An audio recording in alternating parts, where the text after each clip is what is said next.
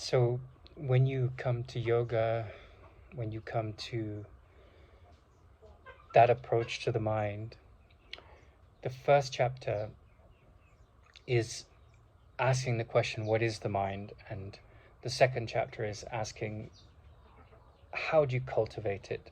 And the third chapter is looking at the powers that come with a cultivated mind, a refined mind. And the fourth chapter is, what is the function of the mind? Ultimately, what is the main purpose of the mind?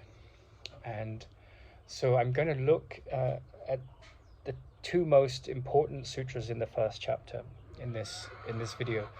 So the first one is 1.2, right? The second sutra of the first chapter, and it's Yogaschita Vritti Nirodha, and it means that yoga is the state of mind in which all the mind stuff, the movement in the mind, the thoughts and the emotions and all the what's called vrittis, which gives us the word virtue. It's a Sanskrit word. When all of those movements in the mind are in alignment, nirodha, in one direction, to give us direct perception of the nature of things. And then it's argued, is the most important sutra that one in the first chapter, or is it the 23rd sutra, which is Ishvara Pranidhana Dva, right? And what that means is, the question is, which comes first, the chicken or the egg, right? And so in the 23rd sutra, it says, to live a meaningful life, to live a simple life, to go beyond the problems of the mind, it is important to have faith in now it depends how you interpret this, because it have many different meanings, but it could be a higher power, in a sense that life has a cohesion behind it, even when there's problems, that they are there to teach lessons. And so this word Ishvara is a name of one of the gods in Indian culture, but it basically just means, it could be, you have a hero as a child who's a great soccer player or a physicist, right? And so he becomes your Ishvara, he becomes the measure of your faith gets invested. It's like, I want to be the next David Attenborough. I want to be, the next great musician like Leonard Cohen, right? And so we create these yardsticks in our mind, or it could be, as simple as, like, I've seen that my neighbor can make a cake to a standard that I'm not yet at, and I'll use that as the benchmark, and I'll see how close I can get to it. But it's this sense of having something that triggers inside you a faith that, and in the background of the Yoga Sutras, it's about ending all the pain that the mind creates, right? So in order to find a way out of the pain, it often helps to have characters that represent what we seek, right? Now, if that person is neurotic, if that person is narcissistic, if that person is abusive and mean, then we've invested, so we can't not have faith in some role model, right? If we think the world is delusional and has no hope for us, then we'll invest in depression, and that becomes our Ishvara. So this is the statement which says, whatever you invest your faith in, there you find the absence of your struggle or the reinforcement of the belief in struggle.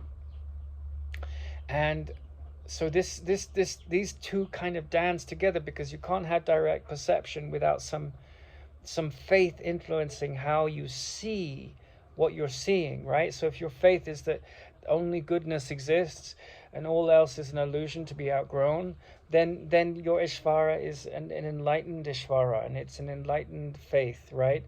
But if you're someone that's grown up with a lot of trauma, it's been through a lot of abuse, then you have to heal the idols in your mind that you've invested your faith in, that man is only, he's a terrible creature, his future is going to be catastrophic, everything's going to turn out bad.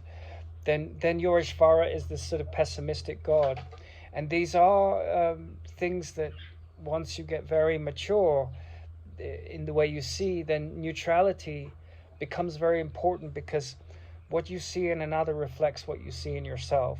And when I say, neutrality, I mean that there are no neutral thoughts, right? So every thought that we have, outside of perhaps the practical realm, any kind of judgment or opinion in form of a thought, this is good, this is bad, that may be relatively true in the moment. Like if you're filling a sink and you need to switch the tap off, if I don't switch the tap off, it's going to overflow and cause a problem in the kitchen.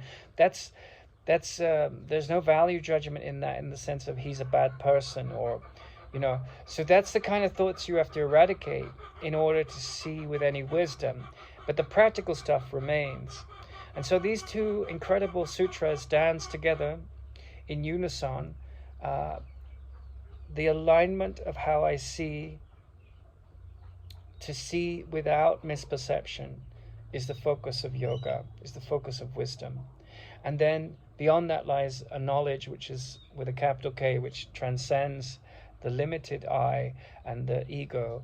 And then how do you get there? Well, it is a dance with this 23rd sutra, which says, what I invest my faith in reveals my reality. And so there's this awareness that how we see is, to a degree, at the beginning, invested in faith, right? We don't know what's going to happen tomorrow. We don't know what's coming down the line. But are we of a generally non-neurotic disposition, a disposition free of fear and anxiety and insecurity? Then our Ishvara is enlightened. When we are invested in neurosis and our trauma is ruling our mind, then our Ishvara is fear-based faith, So these are the two profound teachings that dance and sort of introduce the wisdom of the Yoga Sutras. That's the first chapter. And there's so much more to the Yoga Sutras. There's 195 or 196, depending on how you classify it, different sutras. But at the heart of the beginning of this journey, is that I am the captain of my perception. And my perception is influenced by my faith in how I see the world and what I see in others and what I see in myself, which is always a reflection of like inner perception. And then it's also invested in like this idea that I can bring a yogic approach, an approach to transcending my deceptions.